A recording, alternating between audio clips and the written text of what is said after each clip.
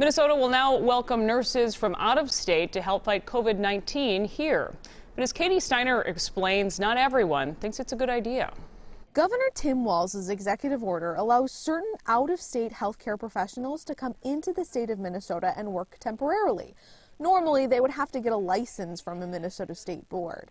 The order cites this as the reason for getting more help in quickly. Quote, rapid increases of COVID-19 cases, such as the situation in Nobles County, risk overwhelming local healthcare providers, particularly in rural areas. Long-term care facilities, which are home to some of the most at-risk Minnesotans, are also experiencing shortages of qualified healthcare professionals, end quote. But the Minnesota Nurses Association has some serious concerns about this new order. Hundreds of Minnesota nurses have been furloughed since hospitals can't do elective surgeries.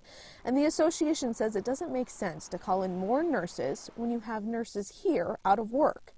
It released a statement saying, quote, Minnesota nurses call on the governor, legislators, and hospitals to come together to work on creating a statewide labor pool made up of furloughed, unemployed, and retired Minnesota nurses to answer the great need being faced in our healthcare facilities.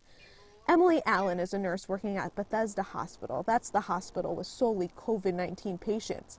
She described their staffing situation on WCCO Sunday morning. Where I am in particular, I can't speak for the rest of the state, but we have adequate nursing staff for right now. Allen also added this is a constantly changing situation. But we definitely are every day seeing the positive numbers or, the positive results of COVID coming back, so our influx of patients is going up. Katie Steiner, WCCO 4 News.